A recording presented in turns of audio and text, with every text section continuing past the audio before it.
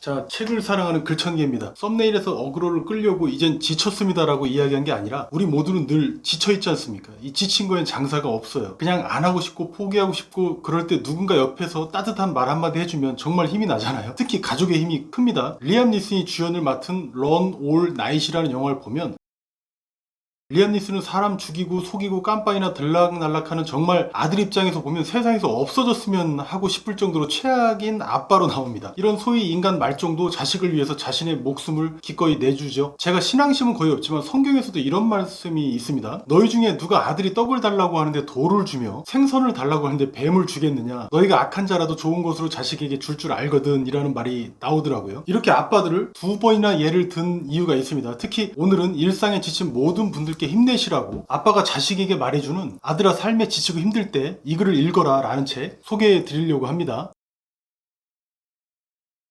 때론 냉정하지만 자식에 대한 사랑이 넘치게 담겨있는 책입니다. 저는 이 책 읽고 이상하게 힘이 많이 났어요. 정말 삶에 지치고 힘든 경험 누구나 있으실 거예요. 저도 30살 지나고 나서 10년 넘게 그렇게 희망 없이 살았습니다.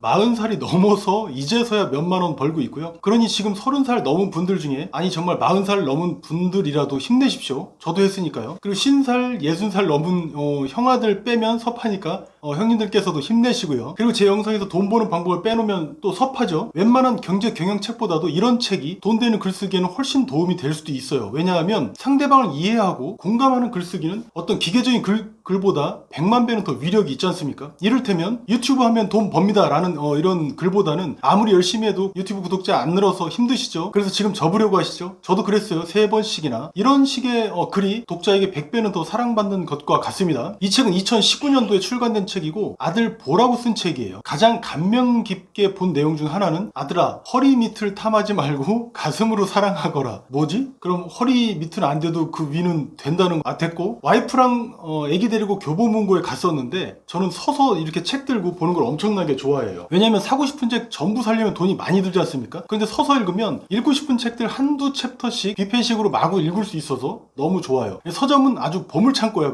그래도 공짜로만 보진 않습니다. 몇 권씩은 사가지고 와요. 그런데 이 책을 우연히 들고 잠시 몇 페이지 보는데 보는 내내 그렇게 눈물이 나는 거예요. 그래서 왜 그러지? 나는 피도 눈물도 없는 냉혈한인데 이상하게 자식한테 하는 이야기인데 저도 부모님이 떠올라서 그랬나 봅니다. 사실 겉으로 보면 이게 뻔한 책처럼 보여서 잘 안 집어지는 종류의 책이에요. 저한테는. 근데 이상하게 손길이 갔습니다. 내리사랑이라는 말이 있죠. 저는 그 말뜻을 잘 몰랐어요. 자기 위의 부모보다는 자기 아래 자식을 훨씬 챙긴다는 뭐 그런 후레자식 같은 표현인데 저도 자식 낳아보니까 알겠더라고요. 저도 부모한테는 아직도 어리광 부리고 짜증내요. 그런데 막상 제 아들이 징징대고 똑같은 거 수백 번 물어봐도 이쁘고 귀엽습니다. 이런 후레 아무튼 제가 괜히 잔소리하는 건 아니고 이 책이 바로 자식을 사랑하고 염려하는 부모의 마음이 오롯이 담겨있다는 거고요. 자식한테 하는 이야기라서 편협할 수 있는데 읽을수록 와닿는 내용이 그래서 더 많습니다. 무엇보다 모든 문장들이 짧고 전달력이 너무 좋아요. 저처럼 이렇게 잔소리가 길고 쓸데없는 군더더기가 하나도 없어요. 역시나 책 쓰신 분 양력을 보니까 무려 서울대 의대 출신이고 서울대 의대 또 교수님이세요. 이 아버지 이제 윤태진 교수님이 아들한테 쓴 책입니다. 아빠들이 왜 엄마보다는 엄격하고 무뚝뚝하지 않습니까? 화도 내고. 그래서 아빠가 좋아 엄마가 좋아 애들한테 물어보면 엄마가 좋다고 생각하는 아이들이 많을 겁니다. 그래도 이 책을 읽고 눈물이 났던 건 겉으로는 엄격하고 무서웠지만 실은 자식 걱정에 잠 못 이루는 아빠가 떠올라서 그랬나 봅니다. 제가 아빠가 되니까 정말 공감이 돼요. 이 책 내용 역시 그 아버지가 쓴 글이라 그런지 관념적이고 추상적인 표현보다는 현실적이고 직접적인 말들로 가득합니다. 가령 음주는 힘든 삶의 피난처가 되니까 적당히는 즐기되 술 마시는 장소는 누구도 나를 해코지할 수 없는 그런 안전한 장소에서만 마실 것, 그리고 술 마신 후 걸어서 귀가하지 말고 택시를 탈 것. 또 있어요. 인생의 주제 따위는 없으니까 주제를 찾으려고 하지 말아라. 세상은 절대 노력한 만큼 돌려주지 않는 곳이라는 것, 그리고 죽기 전까지 결코 이 삶의 무게를 내려놓을 수 없다는 것, 그리고 사람들은 외모로 상대방을 판단하니까 외모는 잘 가꿀 것, 비비크림 같은 거 바르시라는 거예요. 여기서 못생긴 사람은 어떻게 하냐면 방법이 없어. 그냥 못생겨야 돼. 하지만 용모를 단정히 하고 옷도 멋지게 입어서 혹시 모를 기회를 놓치지 말라고 강조합니다. 그리고 세상에 멀쩡한 사람은 아주 드물다고 해요. 따라서 어리석고 자만하고 욕심에 가득 찬 사람을 만나는 건 전혀 이상한 일이 아니라고 합니다. 그럼에도 불구하고 아주 가끔씩 지혜롭고 참된 사람을 만나게 되면 그것에 감사하라고 말을 해요. 결혼에 대해서도 시원하게 말을 해주는데, 상견례를 했든 약혼을 했든 관계없이 너의 마음이 하는 소리에 귀를 기울여서 혹시라도 이 결혼은 아닌데 라는 생각이 든다면 주위 사람들이 어떤 모욕을 줘도 그 결혼은 하지 말라고 이야기합니다. 특히 인생의 3대 기회, 즉 로또보다 더한 기회가 있는데, 이게 첫 번째는 대입시험, 두 번째는 결혼, 그리고 세 번째는 일에서 성취라고 여기서 말을 해요. 이 중에서 대입, 우리 뭐 수능 보고 하는 거, 우리 인생 전체를 좌지우지하기 때문에 어떻게든 인내해서 그 어려운 기간이고 시기지만 학습하라고 이야기합니다. 앉아서. 뭐 저는 지났으니까 패스. 두 번째로 결혼은 인생이 편하려면 정말 결혼을 잘해야 한다고 합니다. 저는 이 부분에 정말 격하게 공감하는데요. 제가 결혼하고 몇 년간을 와이프한테 제대로 생활비도 주지 못했습니다. 그래도 단 한마디 불평 없이 와이프는 늘 저한테 밥을 차려줬어요. 부모님이나 줄 법한 그 사랑을 받았다고 저는 생각을 하고, 그래서 제가 오늘날 몇만 원이라도 벌겠다고 생각합니다. 그 이제 배려 덕분에. 지금은 와이프 명품 운동화 신고 다니고 샤넬백 보러 다녀요. 됐고, 일에서 성취가 앞으로의 사회생활을 결정한다고 합니다. 확실한 성취 단 한 개만으로도 경쟁자를 한참 앞서는 격차를 만든다는 건데요. 노벨상 받은 사람이 죽을 때까지 노벨상 위너이듯이 저도 이 말에 아주 진짜 동감해요. 다 실패해도 괜찮아. 진짜 인생에서 단 한 번만 성공하면 됩니다. 저는 이걸 깨달았어요. 이 말과 맥락이 같은 거예요. 제가 여기서 전부 이제 책에 대해서 이야기하면 책을 읽는 분들의 감동을 또 뺏는 거니까, 제가 정말 공감되고 힘이 됐던 주제 3가지만 더 소개하고 마치겠습니다. 사실은 제가 살면서 난 이럴 때 어떻게 하면 좋지? 라는 물음에 대한 대답이기도 해요. 자, 첫 번째, 모든 일의 성패는 대체 무엇에 달려있는가? 라는 질문입니다. 이 책에서는 재능과 인내, 이 2가지만 앞세우면 성공은 따놓은 당상이라고 말해요. 다만 우리 모두는 정말 아쉽게도 평균보다 뛰어난 어떤 재능을 타고나진 못했지 않습니까? 저는 가능하다면 정말 영화 리미트리스에서 나온 알약을 먹고 슈퍼 천재가 되고 싶습니다. 됐고, 천부적인 재능이 있다면 더없이 좋겠지만 이걸 갈고 닦지 않으면 아무 소용이 없으니까 재능만 믿고 자만하면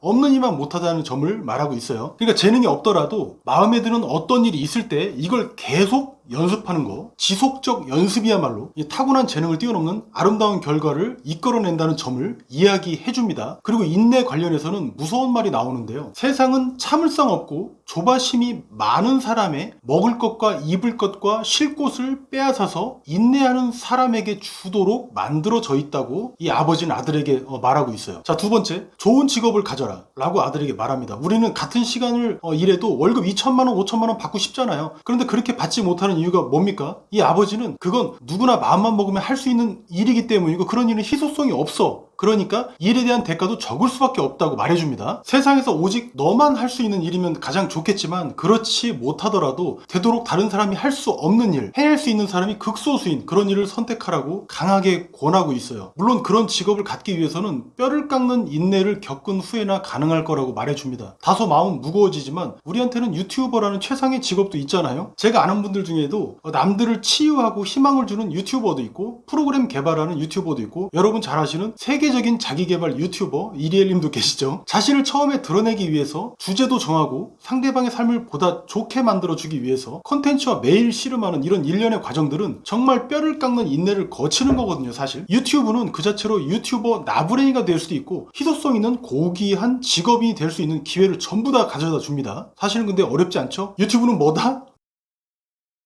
자, 마지막, 살아라 라고 아들에게 말합니다. 마음 굳게 먹고 독하게 살아. 절벽에 들이운 지푸라기라도 잡고 살 것이며, 욕먹더라도 끈질기고 비굴하게라도 살라고 말합니다. 아버지는. 어쨌든 살아라, 죽지 말고 살거라. 세상과 정면으로 부딪히고 죽지 말고 아픔을 이겨내는 것, 그것이 사는 것이고 오롯이 너의 빛을 따라가라 라고 아빠는 아들에게 말합니다. 밤에 읽어서 그런가 내용 참 좋습니다. 요새 출판사에서 책 리뷰 관련해서 저에게 상당히 많이 이제 연락들이 오고 있는데, 그 중에서는 대형 출판사도 있어요. 저는 돈 받고 리뷰하지 않습니다. 저한테 도움된 책, 그리고 제 시청자분들께도 무조건 도움될 책만 소개하고 있어요. 자, 그럼 끝으로 이 책의 총점 매기는 시간입니다. 자, 첫 번째, 내용 5점 만점 중에 저는 몇 점을 줬을까요? 네, 4점 주겠습니다. 요새 제가 갱년기가 왔는지 참 간만에 눈물이 난 책이에요. 감동을 주는 책을 읽으면 좋은 점이 있는데, 바로 자신이 쓴 글이나 영상도 이런 좋은 영향을 받아서 독자나 시청자에게도 양식이 되는 좋은 콘텐츠를 만들게 된다는 점이에요. 자, 두 번째, 길이. 책 분량은 짧을수록 좋잖아요. 5점 만점에 저는 4.5점 주겠습니다. 왜냐면 이 책 페이지 수는 297페이지로 그렇게 짧지 않아요. 그런데 근데 문장이 전부 짧고 단순해. 그래서 빨리 읽힙니다. 그래서 점수도 아주 높게 줬습니다. 자, 세 번째, 이 책의 난이도, 즉 읽기 쉬운 정도는 몇 점일까요? 네, 4.5점 주겠습니다. 지식을 자랑하는 현학적인 표현은 하나도 들어있지 않고 전부 실생활 내지는 뭐 삶에서